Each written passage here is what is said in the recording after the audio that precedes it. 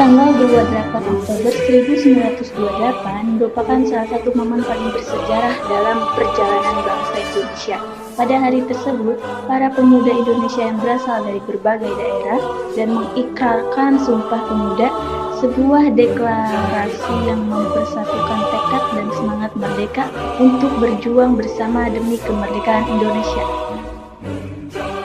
Pemuda, pada awal abad ke-20, Indonesia masih berada di bawah penjajahan Belanda. Pada masa tersebut, rakyat Indonesia terutama pemuda mulai menyadari pentingnya perjuangan untuk meraih kemerdekaan. Untuk itu, pemuda Indonesia yang telah sadar akan pentingnya persatuan mulai berkumpul dan berkoordinasi seiring dengan meningkatnya kesadaran nasional. Pada tahun 1908, sebuah Kongres Pemuda kedua diadakan di Jakarta. Kongres ini diselenggarakan oleh organisasi pemuda yang tergabung dalam berbagai kelompok seperti Jong Java, Jong Sumaterana, Bon, dan Jong Selbes yang telah aktif memperjuangkan kemerdekaan Indonesia.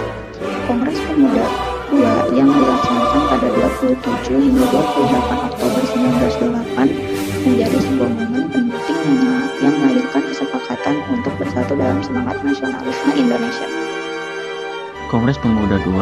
Dalam proses terbentuknya Sumpah Pemuda, Kongres Pemuda II diselenggarakan di Hotel Orange, Jakarta, dan dihadiri oleh perwakilan berbagai organisasi pemuda di Indonesia.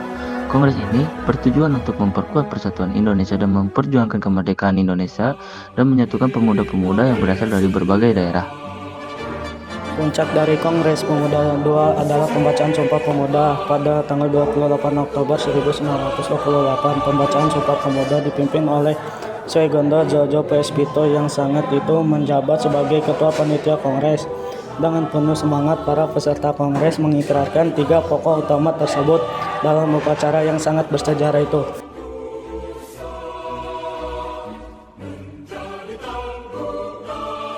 Sumpah Pemuda. Satu, kami putra dan putri Indonesia mengaku bertumpah darah yang satu, tanah Indonesia. Dua, kami putra dan putri Indonesia mengaku berbangsa yang satu, bangsa Indonesia.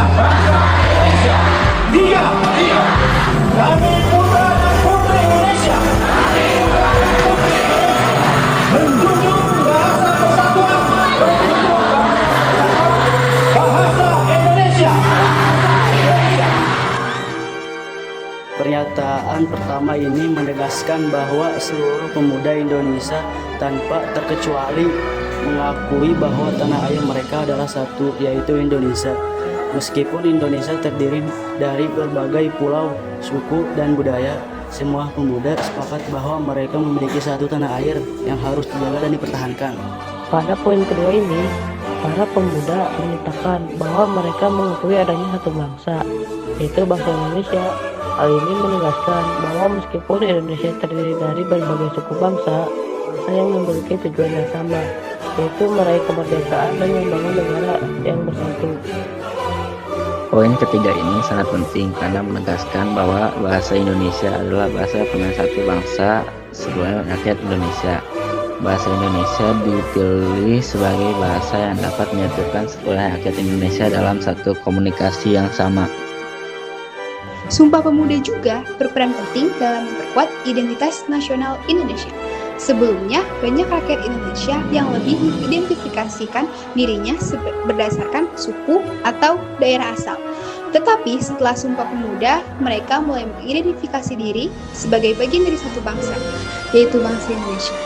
Hal ini tercermin dalam semangat gotong royong yang kemudian menjadi bagian dari budaya Indonesia. Selain itu, Sumpah Pemuda turut mempercepat perkembangan bahasa Indonesia. Peran bahasa Indonesia sebagai bahasa persatuan semakin diperkuat dalam berbagai kehidupan, baik di bidang pendidikan, pemerintah, maupun sosial budaya.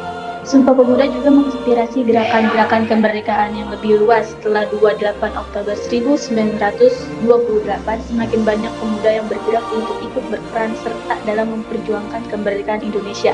Mereka berjuang melalui organisasi-organisasi pergerakan, media massa, bahkan dengan cara-cara yang lebih radikal seperti bergabung dalam perlawanan bersenjata.